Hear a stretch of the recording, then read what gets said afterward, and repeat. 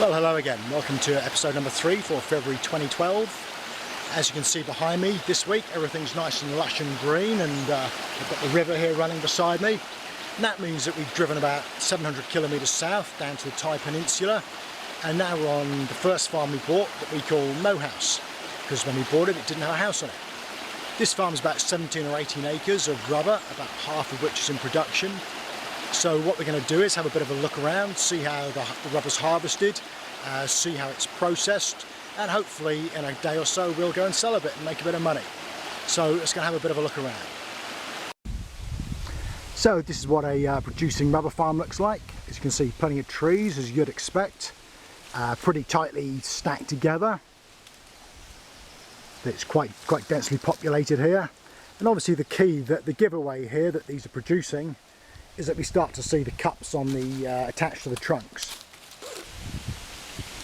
So each one of these stripes here represents a different day's cutting. They make one cut a day, working from the top down to the bottom.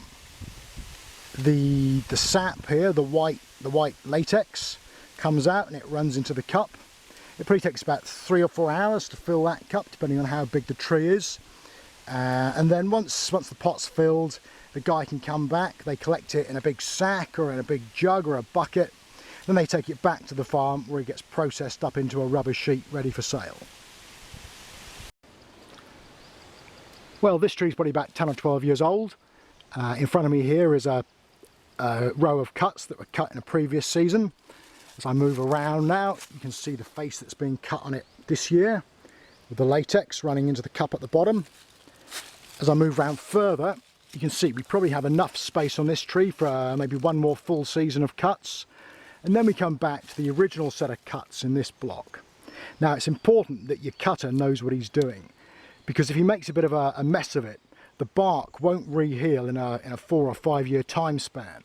It'll stay scarred, and that's definitely going to negatively affect the amount of rubber that this tree produces. This one's looking pretty good, and I think probably in about a year or 18 months time this first face will be ready to go again.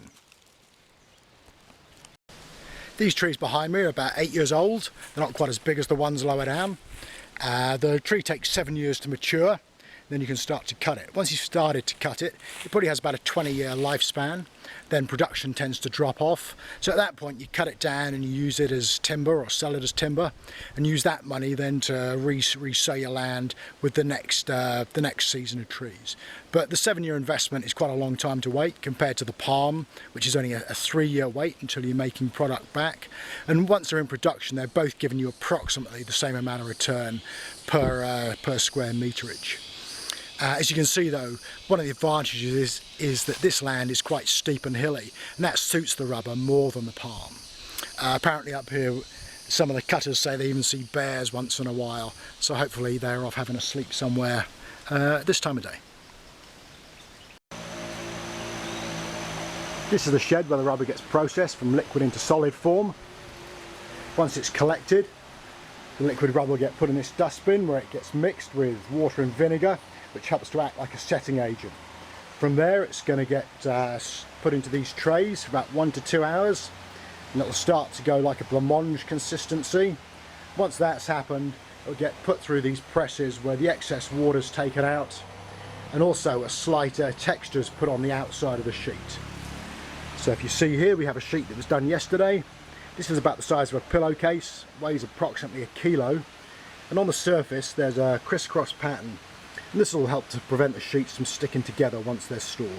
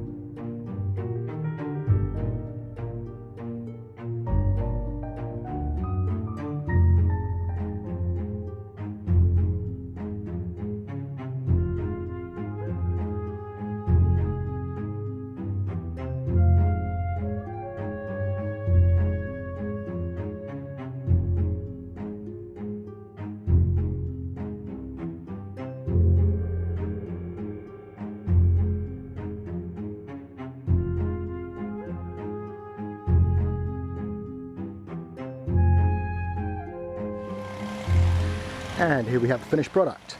Looks like laundry day at a pillowcase factory. These sheets will now probably rest on these rails for another day or so, just to let any excess moisture evaporate out of them. Then they'll get bundled up and they'll get taken off to the market for sale. To give you a rough idea of how abundant the ecosystem is down here in the south, here we've got durian trees growing.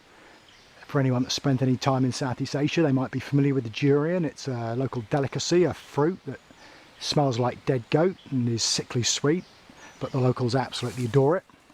If I come around here, we've got wild bananas growing. Behind the bananas, we've got fresh mangoes growing.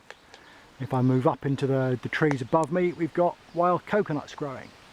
And apart from the durians, that's all growing naturally with pretty much zero input. And this coconut tree is probably about 20 metres tall. It's got about 40 or 50 big coconuts there, like cannonballs. And these just tend to drop out randomly if they're not brought down. If I look over here to the shed, you can see where they've fallen on the corner of the shed and just smashed the roof away. Oh. Nice toes.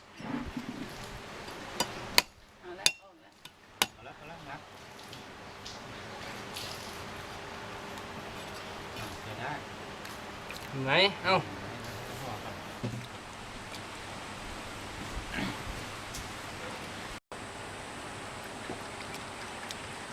And for anyone that's ever had coconut milk out of a can but not tried the real thing, that's absolutely delicious. So the milk is nice and sweet, and you've got the nice flesh here which will make the coconut flakes. The white stuff here that we'll take out a little bit later on and eat as a snack. And here we have an unwanted guest that we found in the house. This spider, about the size of my hand, looks pretty brutal. I'm told it's not poisonous, but let's hope they're right there. So here's the rubber about a week later. As you can see, the colour's changed, the moisture's gone out of it, it's become slightly translucent, and it's bundled up into to these blocks. So now we're going to take it off to the market and see what price we can get for it.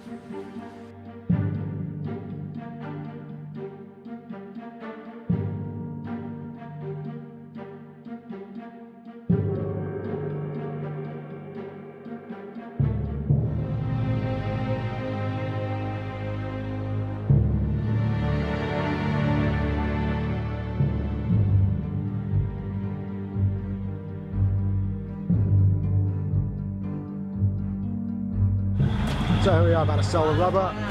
Guys are going to weigh it on these scales over there and then give us a price per kilo. Okay, today's 108 baht per kilo.